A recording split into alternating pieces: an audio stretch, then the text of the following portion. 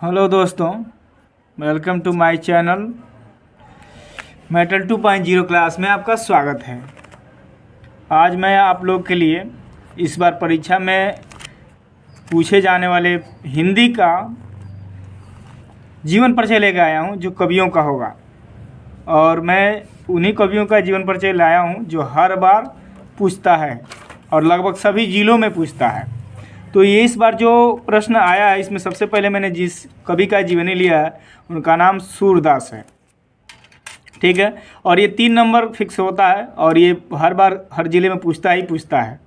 तो उनके बारे में जानने के लिए तथा इनको कैसे लिखेंगे, इसी पर मैंने आज वीडियो बनाने का निश्चय किया है। तो चलिए बिना देरी किए चलते हैं। अगर आप मेरे चैनल पर नए हो तो मेरे चैनल को सब्सक्राइब करिए, बेल आइकन को दबाइए ताकि हर प्रकार का वीडियो आपको मिल सके। बस थोड़ा सा आप लोग का सहयोग चाहिए। तो चलिए बिना देरी किए चलते हैं। तो कक्षा 10 का हिंदी है, कवि जीवन परिचय है। 2+1 यानी 3 अंक का ये होता है और ये सबसे ज़्यादा पूछता है। कोई साल खाली नहीं जाता है कि ये जीवन परिचय आपसे न पूछे। ठीक है, तो जीवन परिचय में हम चलते हैं। तो सबसे पहले जीवन परिचय में हम किसी भी कवि का उनके जन्म के बारे में लिखते हैं। तो जीवन परिचय में सूरदास का जन्म आगरा से मथुरा जाने वाली सड़क पर रुनकता नामक ग्राम में बैसाखी सुदी 5 1478 ईस्वी में हुआ था। ये हिंदी कैलेंडर के अनुसार है। विद्वानों में इनके जन्म से अंधे होने को लेकर मतभेद है, यानी एक मत नहीं है लोग कि इनका जन्म कहाँ हुआ था वास्तव में।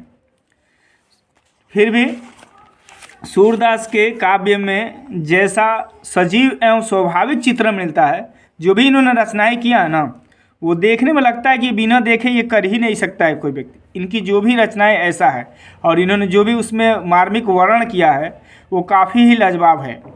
वैसा किसी जन्म से अंधे से कदापि संभव नहीं हो सकता है, ऐसा विद्वानों ने लिखा है। जनश्रुति के आधार पर वे इन्हें बाद में अंधा मानते हैं। कुछ का मानना है कि ये जन्म से ही अंधे थे, जन्मांध थे, और कुछ का कहना कि नहीं, ये जन्म के बाद अंधे हुए, क्योंकि इनके जो रचनाएं हैं ना, काफ़ी मार्मिक वर्णन किया गया इन्होंने अपने रचनाओं में, ताकि जिससे पता चलता है कि इनका जो रचना है वो बिना देखे किया ही नहीं जा सकता है। इसीलिए विद्वानों में मतभेद है। अब अगला जो है, सूरदास ब्राह्मण परिवार में पैदा हुए थे। किस परिवार में पैदा हुए थे? तो ब्राह्मण परिवार में पैदा हुए थे। 18 वर्ष तक निकटवर्ती ग्राम में रहकर, यानी अपने गांव के बगल में ही रहकर संगीत का अध्ययन किया। सत्संगत के प्रभाव से इन्होंने धर्मशास्त्रों का ज्ञान हुआ। अब सत्संगत में रहेंगे, साधुओं की संगत में, ज्ञानियों की संगत में, तो वहाँ अच्छा ज्ञान ही मिलेगा ना, इसलिए इनको धर्मशास्त्रों का अच्छा ज्ञान हो गया। बालवाचार्य कौन थे? इनके गुरु थे, बाद में जिनको इन्होंने गुरु अपना मान लिया। तो इन्होंने एक स्वचरित्र पद सुनाया। स्वचरित्र पद का मतलब होता है अपने हाथ से लिखा हुआ, जिस पर प्रसन्न होकर उन्होंने इनसे कृष्ण की लीला, देख लीजिए, इन्होंने सबसे ज़्यादा कृष्ण की लीलाओं को ही किया है, छंदबद्ध करने का सुझाव दिया कि भाई अब कृष्ण की लीलाओं को लिखिए और उसको सही ढंग से लिख कर रखिए। ये गोवर्धन पर्वत पर बने श्रीनाथ जी के मंदिर में कीर्तन करने के लिए रख लिए गए वहाँ के लोगों द्वारा, ताकि इनके पास सत्संगत का अनुभव था ही और ये गीत बहुत अच्छे तरीके से गाते थे। सूरदास जी एक सर्वश्रेष्ठ कवि हैं।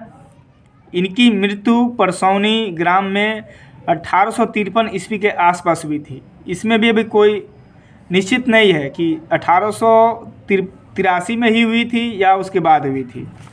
1883 ईस्वी में इनकी मृत्यु को माना गया है लगभग। जो इनकी रचनाएं थीं, इनकी प्रमुख रचनाओं में सूरसागर, सुरसरावली, साहित्य लहरी, ये अत्यधिक प्रसिद्ध इनकी हैं। और पूछता भी है 1 नंबर 2 नंबर में या ऑप्शनल में करके पूछता है कि ये रचनाएं किनकी है। तो एक बार और सुन लीजिए, इनकी प्रमुख रचनाएं हैं सूरसागर, सुरसरावली, साहित्य लहरी। ये तीनों याद कर लीजिएगा, 1-2 नंबर और मिल जाएगा आपको परीक्षा में, क्योंकि इसमें से भी एक क्वेश्चन जरूर बना के पूछता है। तो हमें जीवन परिचय में जो चीज़ें रखना है वह रखना है कि इनका जन्म स्थान आगरा से मथुरा में जाने वाली सड़क पर हुआ था। ये चीज़ें आप हमेशा याद रखिएगा, है ना, ताकि आपको आसानी से जन्म स्थान कहाँ हुआ, कहाँ हुआ, कैसे हुआ, क्या किया, इनका बचपन कैसे बीता, इनके परिवार, जन्म स्थान के बारे में हमें ये जीवन परिचय में सबसे बढ़िया याद रखने की ज़रूरत होती है, सबसे ज़रूरी चीज़ होती है।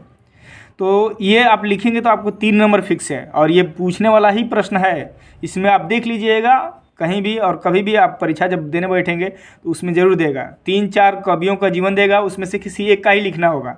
तो मैं या 4-5 कवियों को देता है, तो मैं इसमें से 3 जो मोस्ट इंपॉर्टेंट कवि हैं उनका जीवनी मैं बनाकर वीडियो डाल दूंगा, आपको मिल जाएगा। 1-2 बार देख लेंगे ना तो फिर याद करने की जरूरत नहीं पड़ेगा, आप वैसे ही लिख देंगे और साफ साफ सुंदर सुंदर राइटिंग में लिखेंगे, कम से कम 1 पेज में लिखेंगे ही लिखेंगे, तभी आपको 3 नंबर मिलेगा। ठीक है, ऐसे ही वीडियो पाने के लिए आप मेरे चैनल को सब्सक्राइब करिए, लाइक करिए, शेयर करिए, कमेंट करिए। Thank you.